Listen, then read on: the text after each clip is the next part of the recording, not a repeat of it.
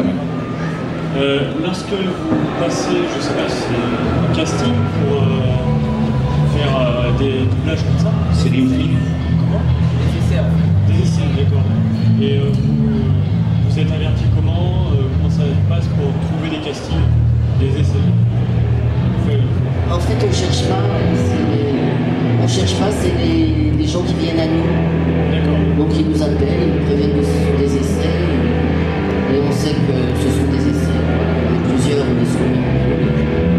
Voilà, après c'est Vous êtes nombreux à passer des essais? par rôle, c'est 3-4 comédiens, à peu près. Parfois plus. Il y a un deuxième micro. Deuxième micro, ouais. 3-4 par rôle, vous avez dit? Oui, en général, on est 3 ou 4 à passer les essais pour un personnage. Après, ça peut être beaucoup plus. Parfois, il y a des très très gros essais pour des grands rôles, pour des gros films. Parfois, il faut passer des essais à tous les comédiens de Paris. Mais en général, oui, c'est 3 ou 4. Donc c'est exclusivement sur Paris, il n'y a pas de... En province, il n'y a pas énormément d'essais. Les studios sont sur Paris, après en province. À Strasbourg, je crois, il y a une boîte de... Ouais, À Lyon. pour Arte. C'est beaucoup sur Paris, mais en fait, Mais la plupart souvent, les chefs de plateau ont le listing de la totalité des comédiens qui ont l'habitude de travailler, et on est contacté par l'intermédiaire de ces chefs de plateau. Et souvent, effectivement, 3-4 par essai. Ce qui serait peut-être intéressant de savoir, c'est est-ce que vous avez actuellement d'autres essais en cours ou des projets En ce moment, Ce qui serait intéressant, pourquoi?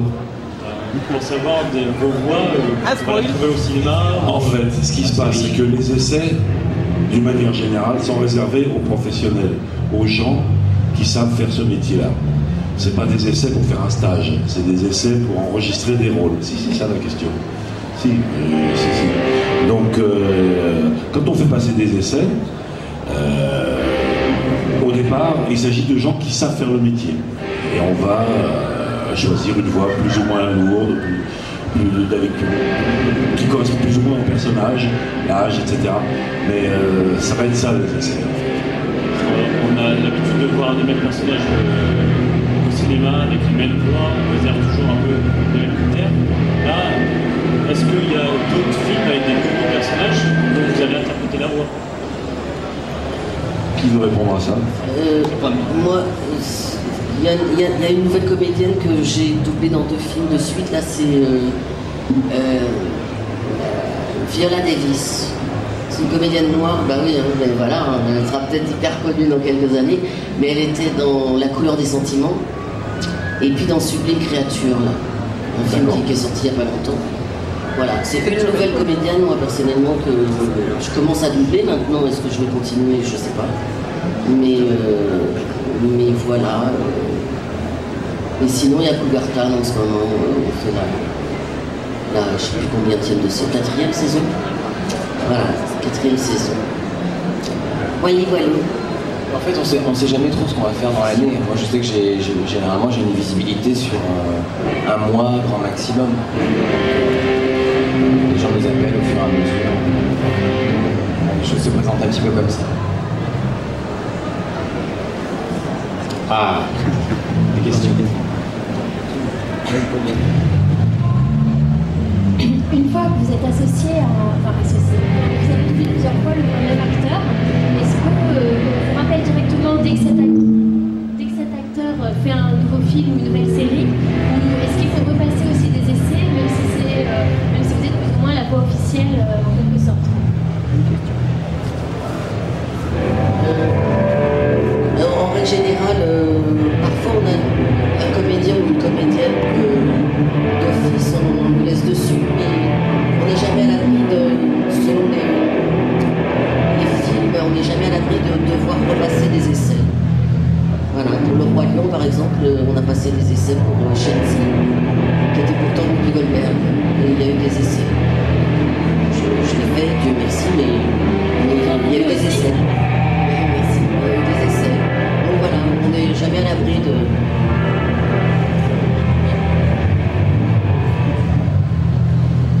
mieux. Idem. Pas mieux ici. Alors j'ai une autre question. Autre question. Je voulais savoir si vous avez une affinité particulière avec un des comédiens américains ou autre nationalité que vous doublez, s'il y a quelqu'un que vous sentez bien. Je sais pas si Mike, tu te sens particulièrement proche de Whoopi Goldberg dans son jeu ou quoi, ou d'autres comédiens. Enfin, est-ce qu'il y a un comédien américain que vous doublez, que vous appréciez particulièrement doubler, quoi? C'est pas par hasard si pendant des années on double le même comédien. Quelque part on commence à le connaître, on l'aime bien, pas personnellement, mais ce qui donne un écran, on se sent bien dessus, on le connaît tellement bien que c'est de plus en plus agréable, de plus en plus souple, de plus en plus valorisant en fait. Donc c'est jamais un hasard en fait. Mais de là à connaître profondément l'acteur, enfin moi ça m'est jamais arrivé. Ça a rencontré, non. Ouais. Ça m'est arrivé de rencontrer Whoopi et Madonna, mais tellement d'une façon rapide que je ne peux pas dire que voilà, je l'ai. Mais par contre, je pense qu'on les connaît mieux qu'ils ne nous connaissent.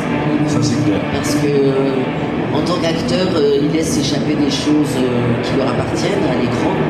Et à force de les doubler et d'observer leur jeu et ce qu'ils donnent dans leur rôle, c'est sûr qu'il y a plein de choses spontanées qui s'échappent d'eux. Donc au bout de 20 films, 25 films, on observe ils sont égaux à eux-mêmes souvent dans certains trucs. Et voilà, donc mais eux par contre ils ne connaissent pas du tout, c'est drôle. Mais voilà, et oui, je me rapproche, je suis très de Whoopi, c'est sûr que je sais pas si on a des points communs, mais en tout cas au niveau énergie, au niveau humain, je crois qu'on est très proches. C'est des rencontres comme ça, mais il y a plein d'autres actrices que je double sur des toutes petites choses et avec qui ça se passe très bien tout de suite aussi. Hein. Donc voilà, c'est comme dans la vie. On rencontre des individus avec des atomes crochus tout de suite et tout. Les acteurs qu'on double, il y en a, c'est pareil. Et quand vous doublez ces acteurs-là, est-ce que vous dites de temps en temps, j'aurais pas joué cette scène pareille, ou au contraire, c'est comme ça que j'aurais interprété C'est une vraie question. Je crois qu'on se la pose plus au bout d'un moment. En fait, c'est déjà suffisamment difficile d'essayer de se couler avec souplesse et sincérité dans ce qu'a fait l'acteur, sans aller imaginer comment je l'aurais fait moi. En fait, ça sert pas à grand chose. Comment je l'aurais fait moi, ben, si j'avais fait moi, je l'aurais tourné. Ce qui est intéressant, c'est comment je peux arriver à refaire ce qu'il a fait lui. Et c'est toujours, moi ça me plaît toujours. Et c'est vrai que, comme disait Maï tout à l'heure, quand je sais que j'ai un Brosnan qui arrive ou un Denzel Washington, je suis content de le retrouver en fait. C'est comme un copain que je retrouve d'année en année, de mois en mois. Tiens, il y a un nouveau film qui arrive, qu'est-ce que c'est que cette nouvelle aventure? Et c'est vraiment toujours plaisant. Voilà. Et t'es jamais tombé sur un film dans lequel il joue et que tu as trouvé qu'il n'était pas terrible et que tu dis pourquoi il est allé faire ce film-là, je sais pas. Les raisons pour lesquelles ils font ces films, ça ne m'appartient pas. Non, Denzel Washington, il n'est jamais pas terrible. Oui. C'est pas possible. Je pense en l'occurrence à Pierce Brosnan, dont j'ai vu un film qui était en direct ou DVD qui n'était pas terrible alors qu'il était déjà à l'époque James Bond. J'ai plus le titre en tête. Donc voilà. Après, il y a des films qui ont plus ou moins d'exigence. Ça m'appartient pas. Le jeu des acteurs, il est à peu près toujours égal. C'est bon, on les connaît bien, quoi.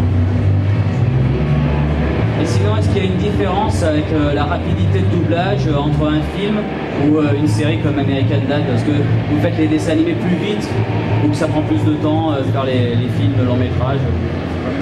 Normalement, dans un monde parfait, on met plus de temps pour faire un long métrage que faire un dessin animé. Ouais. C'est plus difficile, les intentions sont plus fines, c'est de l'humain, c'est de la sincérité plus difficile à acquérir. Voilà. Alors, dernière question, après on va devoir libérer la salle. Majiko? Non, c'est le micro. C'est qui avait la question? C'est toi, Majiko? On parle assez fort, il y a des guitares à côté. Bonjour.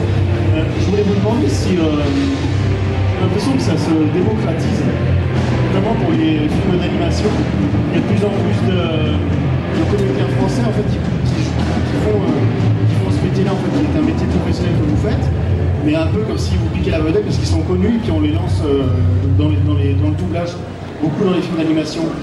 Il y a beaucoup de comédiens français qui finalement font... Comédiens français connus, parce que nous on a des comédiens français aussi.